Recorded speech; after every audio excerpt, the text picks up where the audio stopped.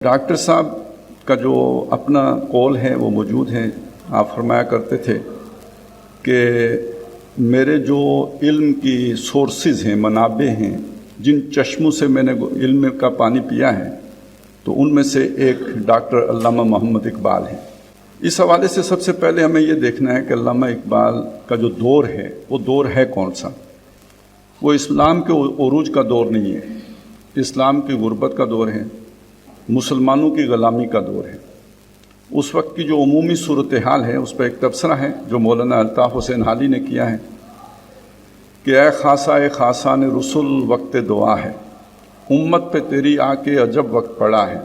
وہ دین کے جو بڑی شان سے نکلا تھا وطن سے، پردیس میں وہ آج غریب الغربا ہے.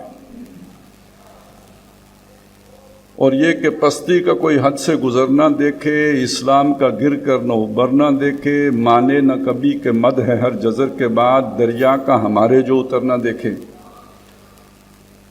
ایک رات کی کیفیت ہے، مایوسی کی کیفیت ہے، اندھیرے کی کیفیت ہے.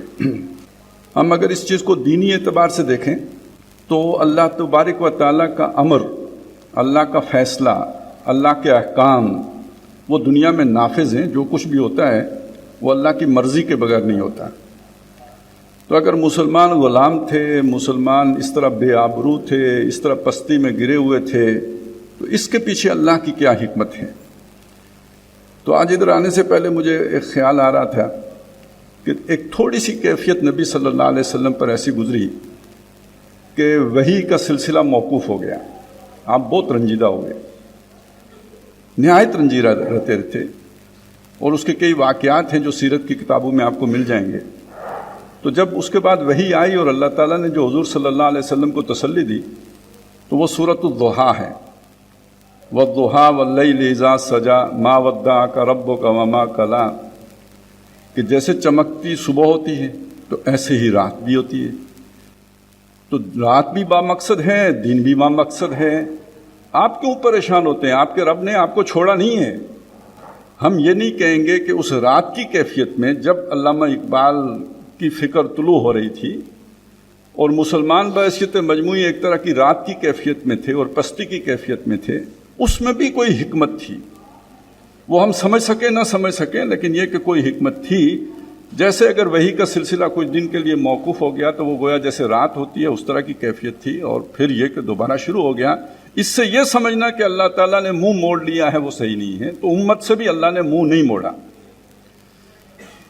اللہ تعالیٰ اس امت کا اس وقت بھی ولی تھا. اللہ ولی الذین آمنوا یخرجہم من الظلمات الی النور. اس اندھیری رات میں اللہ تعالیٰ نے روشنی کی جو کرن نمودار کی ہے، جو امید کا سورج بن کے طلوع ہوا، وہ در حقیقت علامہ اقبال ہے. چنانچہ ایک طرف وہ چیز دیکھیے نا کہ پستی کا کوئی حد سے گزرنا دیکھے، اسلام کا گر کر نہ ابھرنا دیکھے. اس کے برعکس دیکھیں، آسماں ہوگا سحر کے نور سے آئینہ پوش، اور ظلمت رات کی سیما پا ہو جائے گی. پھر دلوں کو یاد آ جائے گا پیغام سجود، پھر جبھی خاک حرم سے آشنا ہو جائے گی. آنکھ جو کچھ دیکھتی ہے لب پہ آ سکتا نہیں، میں وہ حیرت ہوں کہ دنیا کیا سے کیا ہو جائے گی. شب گریزاں ہوگی آخر جلوائے خورشید سے، یہ چمن معمور ہوگا نغمہ توحید سے. تو وہ پستی کا رونا دیکھیں اور یہ امید کا جو ہے نا چراغاں دیکھیں. یہ علامہ اقبال ہے. اور علامہ اقبال اب یہاں پہ ایک طرف یہ اتنی بڑی امید کی بات کر رہے ہیں تو دوسری طرف کچھ رہنمائی بھی دے رہے ہیں. پستی کی وجہ بھی بتا رہے ہیں، اس کا علاج بھی بتا رہے ہیں، سبب بھی بتا رہے ہیں، تشخیص بھی کر رہے ہیں، علاج بھی بتا رہے ہیں، اور بتا رہے ہیں کہ تم کیوں پستی کا شکار ہوئے. وہ زمانے میں معزز تھے مسلمان ہو کر، اور تم خار ہوئے تارک قرآن ہو کر. آج جو ذلت میں ڈوبے ہوئے ہو، آج جو پستی کے مکین ہو، آج جو قہر مذلت میں گرے ہوئے ہو، اس کا سبب یہ ہے کہ تم نے قرآن چھوڑا ہے. تو علاج اس کا کیا ہوا کہ واپس آؤ قرآن کی طرف. اب اسی سے تمہیں عزت ملنی ہے، اسی سے تمہیں عروج ملنا ہے.